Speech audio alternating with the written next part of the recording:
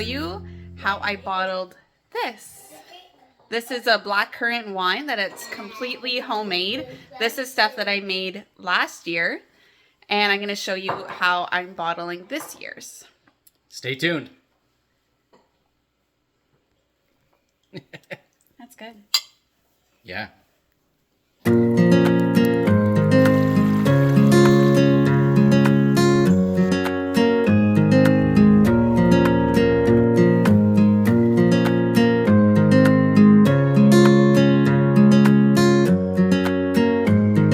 So this summer I made this black currant wine out of black currants I picked from our homestead property at Ed's dad's. So it's been sitting here since September. And I just haven't had time to bottle it yet, so it's just been sitting. I could have bottled it sooner, but now Ed, it's super cold out today, so he's gonna bottle it for me. So I just wanted to show you guys this quick process. In the summer, when I do more wine, I'll definitely do a video of how I made this, so you could see from start to finish, but this is just the finished product. You can see all of this sediment has settled to the bottom. That's great. That's what we want. So it's cleared right up. It's a nice dark black currant wine. So he's sanitized all the bottles that we have ready. These are just used bottles. We reuse them. There's just a screw-on cap because corking is quite a bit of work. So we just use a screw-on cap. And he has these bigger size here ready to go too.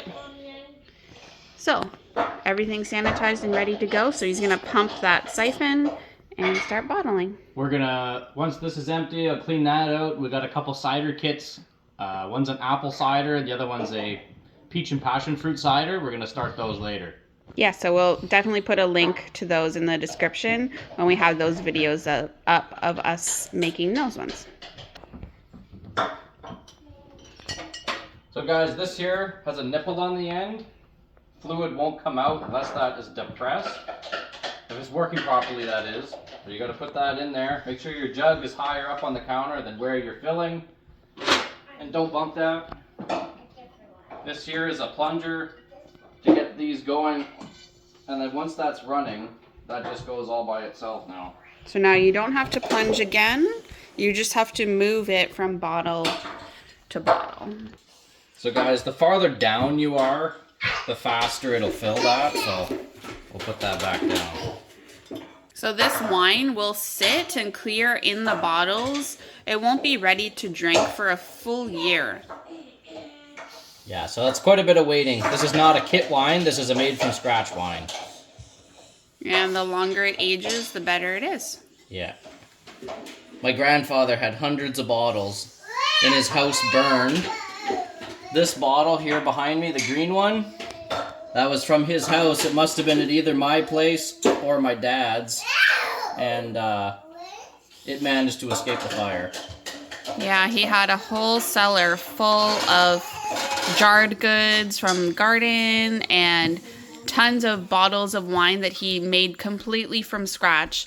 And unfortunately, when his house burned, they all got lost in the fire. His whole house was destroyed. Even stuff that didn't get destroyed specifically by the fire. It was winter time, and the day it burned, it was minus 34 Celsius outside. So any of the bottles that were in his basement that didn't get burned and ruined from the fire, they froze, and then they were no good.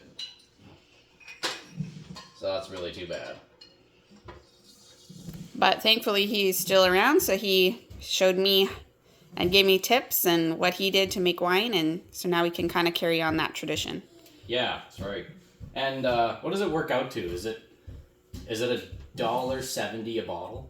Well, this is almost completely free because I made everything myself. You didn't buy this one, yeah. Right. So it's just... makes for very cheap enjoyment, guys. And it's very, very good wine. So this is the book that I use to make my wine. It is super informative. It is pretty old-fashioned. I don't know how old this book is. I ordered a used copy off of Amazon, but it's an awesome book. The Art of Making Wine by Stanley E. Anderson and Raymond Hull. So it has a whole bunch of, I'll just show you, it has a whole bunch of fruit wines that you can do and how to do them, and grape wines as well. And it kind of gives you instructions on how to make everything. Here there's a choke cherry wine, dandelion wine, blueberry, cherry, blackberry, raspberry. No, it's not summertime. Yeah, it's just an awesome book. So this is where I got my recipe to make wine. It gives you kind of all the instructions you would need. So definitely recommend getting this if you're getting into making your wine completely from scratch. I also order all of the stuff I need from a website. I'll link the description. I'll put a link in the description to that as well. It's called brewhq.ca, I think, or .com. Yeah, but I'll put a link for sure. Just move that to the window to get more elevation so it's faster.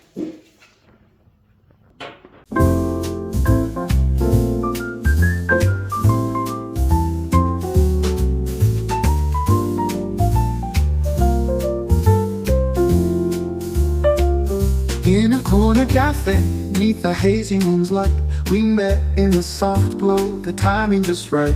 Your laugh was a melody, smooth as a sigh. We spoke without speaking, just you and I. The piano played softly, a rhythm so sweet.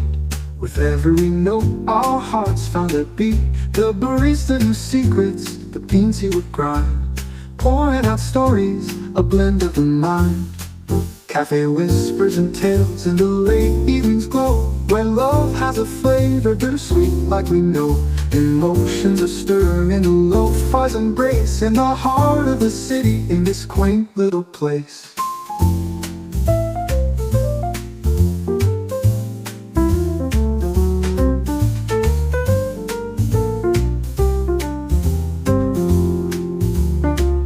The hiss of the steamer, clink of the cups, we stirred in our dreams while sipping on. This bottle, guys, we bought this one.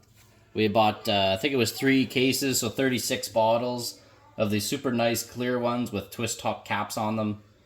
So, I don't know how many you really would need for a good collection, but... Yeah, like one kit or one carboy is 26 liters of wine. So I think those smaller bottles are 1 liter each. So you would need 26 of those for one kit of wine. Ah, okay, yeah.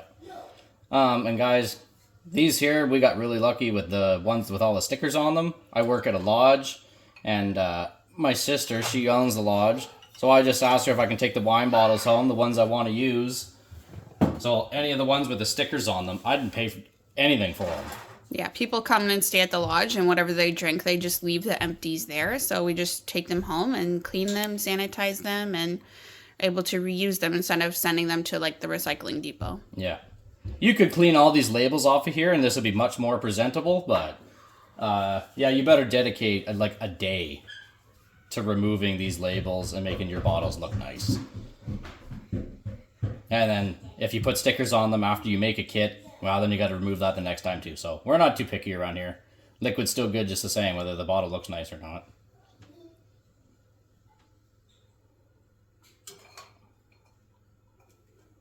He's just elevated that with literally a carrot, but you could use anything just to kind of tip it so that you're getting more of the wine and not the sediment.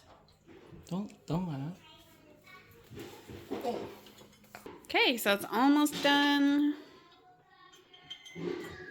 Last few bottles to go. Guys, when you do clean your bottles, clean extras. Like, you're in the middle of doing this right now. You don't want to stop this and like, oh, I drained all my cleaner out of the sink. So clean like yourself a good 4. I got 3, 6, I got 5 extra. That's starting to get pretty dark now, eh? That's probably be the last one. Bottle there. And then the rest is kind of just this yucky sediment. Yeah. So obviously we don't want that in our bottle. terrible. Oh my. So this last bottle doesn't obviously look clear, but Look at that. Yeah, there's quite the... it'll settle out in the bottle, and then the sediment will just be at the bottom of the bottle, and it'll clear up as time goes on. So, okay, so there's all the bottles filled, and we labeled them all Black Currant 2025.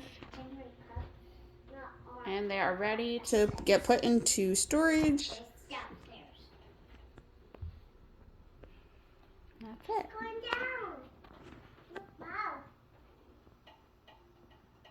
Okay, so the wine is all done. Thanks for tuning in, and I'll definitely post a video when I make the wine, like start to finish, later in the summer. Thanks for watching. Don't forget to like and subscribe to my channel to see more videos like this.